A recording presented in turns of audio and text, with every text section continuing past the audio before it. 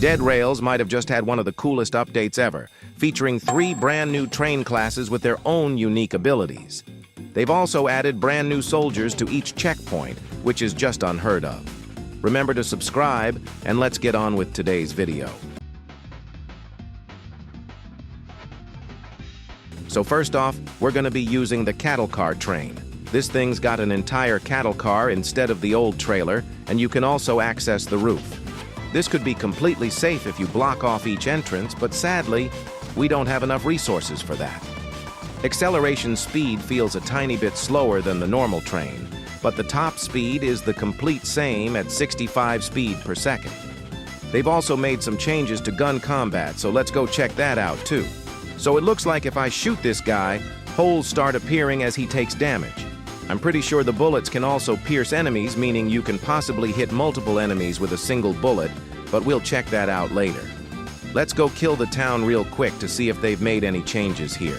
As you can see here, I was able to pierce this dude with my bullet, and it was able to hit the guy in the back as well, which is pretty darn sick. This dynamite man helped me take care of the rest. I'm pretty sure they've nerfed the revolver too, so that you can't two-tap zombies if you hit both headshots. Anyways, I did get jumped here, and looks like they finally fixed the age-old trick of smacking their heads while standing on the train platform, since they can actually climb over it now. Since I'm really low and it's turning night, now's the perfect chance to test out this new cattle car. There's this little ladder right here which you can climb onto to get to the top. Honestly, this is probably the highest train out of all 3.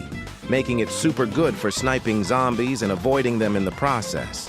You can probably also make a second floor by walling off this part, but we sadly don't have any resources to do that right now. I also noticed another change.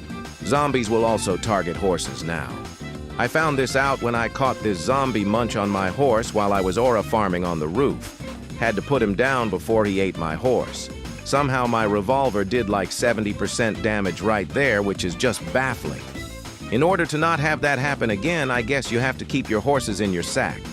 I guess the developers thought of us hiding up here, because the zombies can climb up from the sides like on the train platform.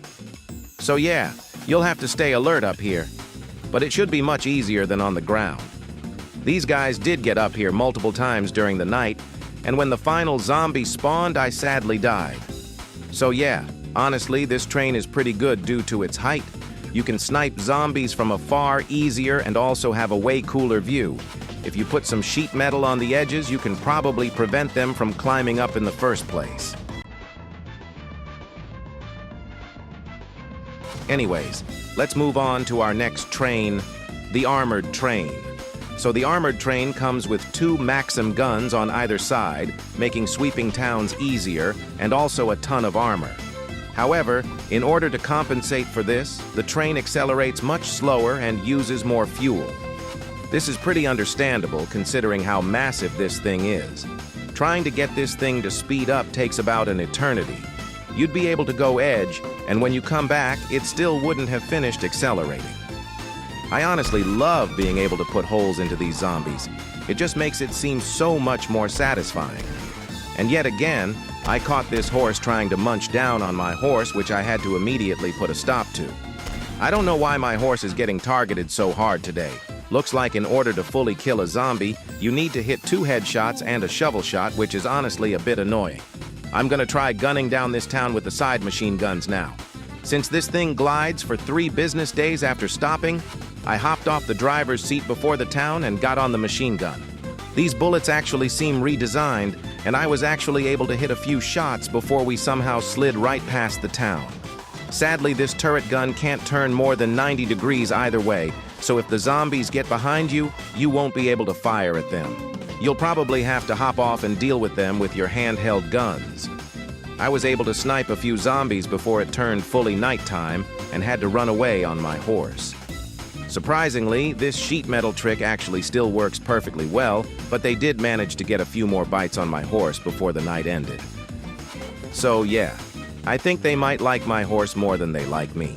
Right here, when I was squeezing past them, I didn't even get hit a single time, but my horse took all of the damage. But as you can see here, the new gun system allows you to hit 2 zombies at the same time. The second zombie does take a bit less damage, but it makes killing towns way more efficient. We're gonna test it with other weapons, but first we'd need some money for those weapons. After raiding the bank and almost getting blown up, we got to the next checkpoint and had enough money to buy every gun in the game. We'll see at the next town how they do, but first I want to see how the checkpoint soldiers do against an alpha wolf knight. So it looks like these werewolves will actually target the soldiers instead of me if they're closer, which makes it a bit safer. However, they still do a ton of damage, and I had to save our machine gun dude from being brutally touched. I'm pretty sure they can only fire outside of the walls though, because when that guy was getting mauled, he didn't fire back at all and just took it like a good boy. One of our dudes actually jumped down and was fighting a werewolf from underneath, even almost winning. They carry bolt-action rifles, so it would make sense that they would be able to hold their own against a werewolf. Again, this one werewolf tried to come after me but got lit up by the machine gun soldiers. These new bullet particles actually look crazy good. Now we finally got ourselves a fair fight with the soldier and the werewolf. He was actually able to do really good damage before ultimately being mauled by the werewolf. So yeah, having 4 of these dudes will be really useful. They can act both as a distraction and also as support for when you're defending inside the checkpoint. Anyways, before we head on over to Sterling and check out the new bank, let's quickly raid another town and check out the piercing damage for the new guns. I was actually able to take out a good portion of the town with the side machine guns, which is pretty sweet, but I had to use almost all of our ammo to do so. The rifle is almost able to completely one-shot both zombies with a headshot, which is really good. The Navy revolver does decent damage too, around the same as the revolver. Guess that one bullet had a bit of a punch to it. Now in the update logs, they've also added a new bank to the Sterling town with really good loot inside, so let's go ahead and try to open it. You'd typically need a banknote to get in. However, for this, the banknotes are actually broken into bits. I'll show you where to find them. First one, obviously, you can find in the bank itself. Just walk right in and pick it up. The next one could be found in a random house. You'll probably have to go through some in order to find it. The last 3 are inside the cave, so follow closely what I do. You'll not exactly need the jade tablet, but I like getting the emerald sword as collateral when I go into the caves. So first, just bust open the front doors. I'm not sure if the spawn locations are fixed, but here are some spots you can check.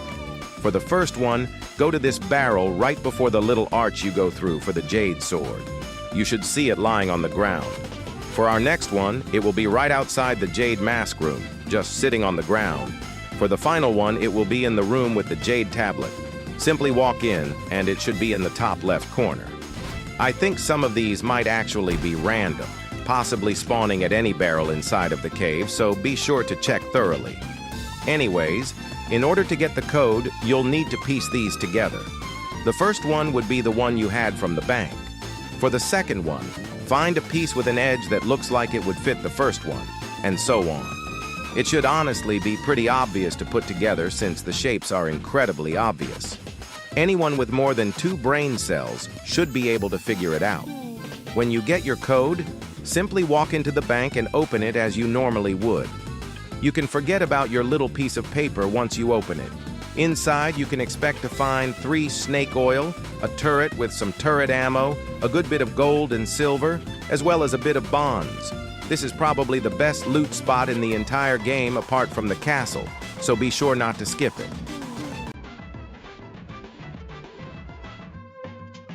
Now finally, we got one last thing. The golden train. I'm honestly not sure what it does, but it costs 250 bonds, which is honestly just way too much for it to do nothing. Hopefully it's maybe faster or something. Let's test it out. The acceleration feels much faster than the normal trains, but the top speed is the same. I guess it might just be only a skin. They've also added new bandit skins.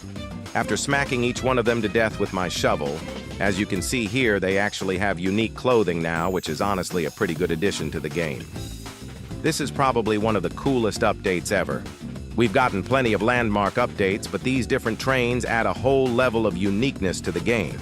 Anyways, that'll be all for today. Remember to subscribe, and I'll see you in the next one.